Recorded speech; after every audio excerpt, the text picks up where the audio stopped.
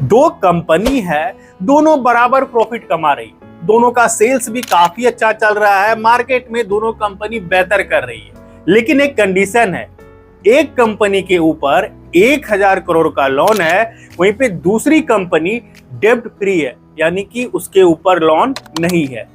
अब एक सवाल आता है, अगर फ्यूचर में कंपनी स्ट्रगल करती है या कोई समस्या आती है कंपनी के पास, तो कौन सी कंपनी उस समस्या से जल्दी निकल जाएगी और कौन सी कंपनी फंस जाएगी। यही जानने के लिए इन्वेस्टर देखते हैं डेब्ट इक्विटी रेशियो। काफी इंपॉर्टेंट चैप्टर है ये। आज के इस वीडियो में हम समझेंगे डेब्ट इक्विटी रेशियो कंपनी का क्या होता है, ये कैसे हम समझ सकते हैं, कितना डेब्ट इक्विटी रेशियो कंपनी का बेस्ट होना बताता है। आसान भाषा में सब कुछ समझेंगे।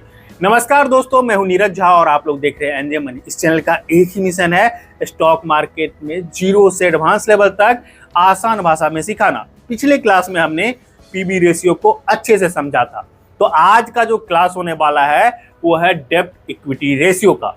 तो सबसे पहले हम जान लेते हैं आखिर डेब्ट इक्विटी रेशियो क्या होता है।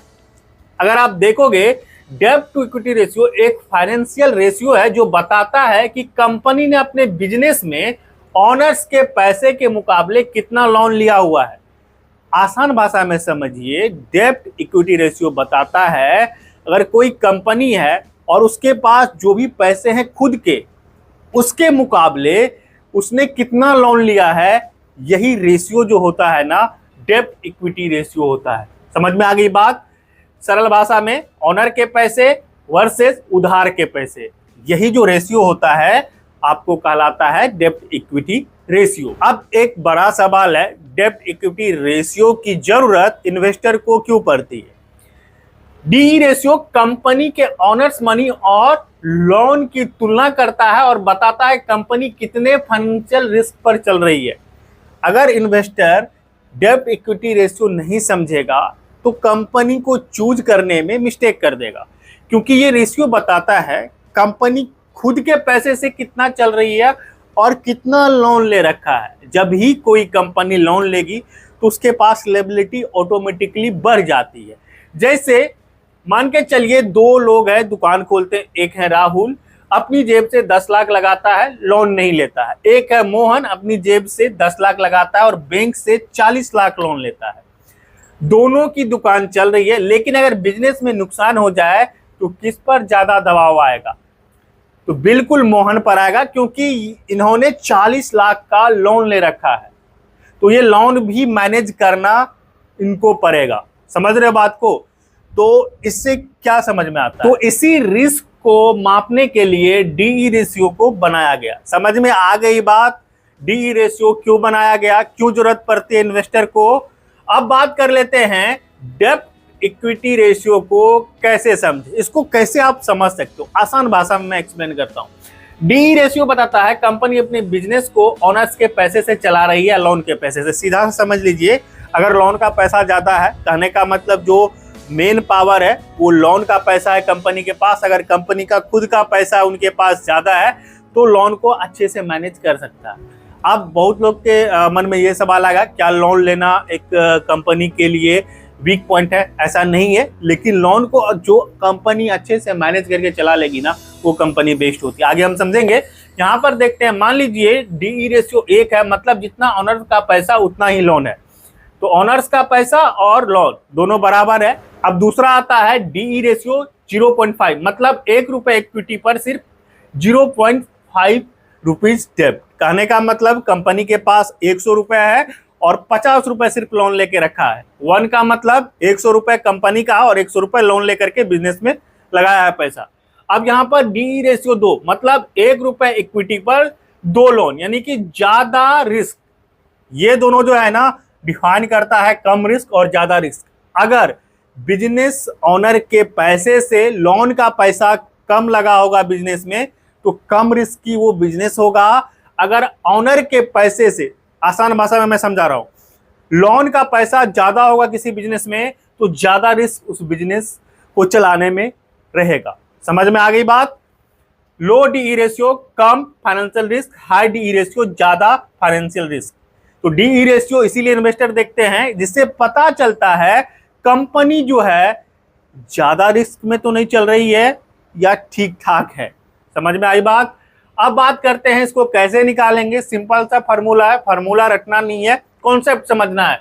डेब्ट टू इक्विटी रेशियो, टोटल डेब्ट कंपनी का टोटल लोन को हम डिवाइड करेंगे ऑनर्स की नेटवर्थ से। शेयर होल्डर की जो इक्विटी होती है आपको निकल के आ जाएगा डेब्ट टू इक्विटी रेशियो। जैसे टोटल डेब्ट 500 करोड़ है, शेयर होल्डर की इक्विटी 1000 करोड़ है, तो टोटल जो आएगा DE रेशियो 0.5 आएगा।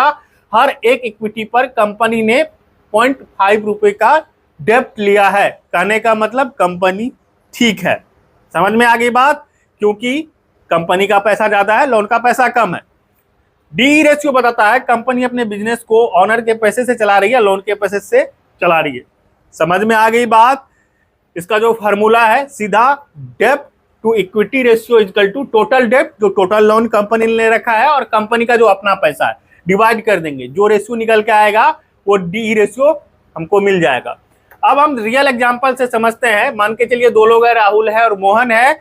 एक मकान खरीदता है 50 लाख में, लोन लेता है 10 लाख का और अपना पैसा लगाता है 40 लाख। समझ रहे हो बात को। वहीं पर मोहन क्या करता है, घर की कीमत 50 लाख है, लोन 40 लाख का लेता है, अपना 10 लाख लगाता है। लोन ज्यादा रिस्क ज्यादा, लोन कम रिस्क कम। समझ में आ गई बात। अब ये जो रियल लाइफ एग्जांपल मैं बताता हूं ना हर एक चैप्टर में, ये इसीलिए बताता हूं कि जिससे आपको स्टॉक मार्केट का कॉन्सेप्ट आपके दिमाग में अच्छे से समझ में आए। बाकी अगर दोनों की नौकरी चले जाए तो किससे ज्यादा परेशानी होगी? बिल्कुल मोहन को, क्योंकि उसके ऊपर लोन का बोझ भी है। यहां पर तो ज्यादा इनका पैसा है, समझ रहे हो बात को, तो इनको ज्यादा टेंशन नहीं है।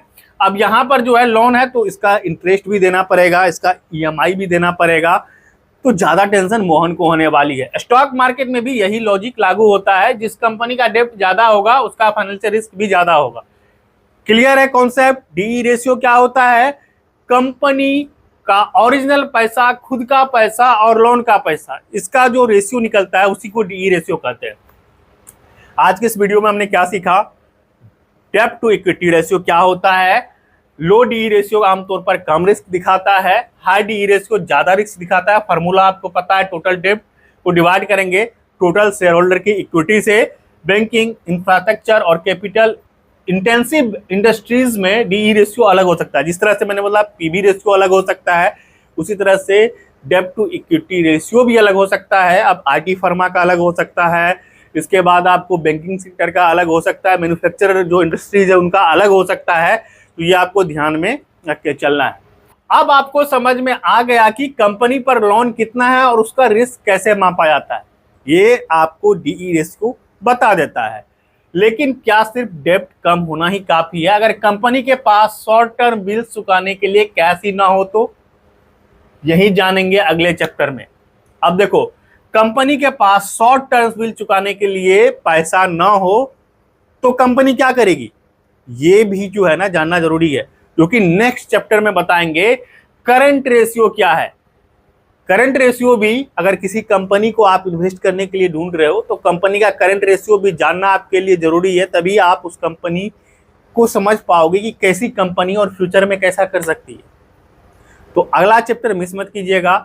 DE रेशियो वाला चैप्टर आपको कैसा लगा कमेंट करके जरूर बताइएगा, और वीडियो को लाइक जरूर कीजिएगा, चैनल को सब्सक्राइब कर लीजिए, अपने दोस्तों को जरूर शेयर कीजिएगा जो स्टॉक मार्केट में नए आना चाहते हैं। एक रिक्वेस्ट और है, चैनल को होम पेज पे जाइएगा, वहां पर एक प्लेलिस्ट मिल जाएगी stock market for beginners. Video number 1 से वीडियो नंबर 34 है, जरूर देखिएगा, जिससे स्टॉक मार्केट का जो बेसिक कॉन्सेप्ट है बहुत कुछ आपको समझ में आ जाएगा। इस चैनल का एक ही मिशन है दोस्तों, कि जिनको स्टॉक मार्केट के बारे में कुछ नहीं पता वो भी अगर मेरे इस सीरीज का पूरा वीडियो 1 से देख लेना कंटिन्यू, तो शेयर मार्केट के बारे में समझ में सारी बात आ जाएगी। वैसे नेक्स्ट बहुत सारे चैप्टर्स आने वाले हैं, एडवांस लेवल तक हम लोग सीखेंगे। मिलते हैं नेक्स्ट क्लास में।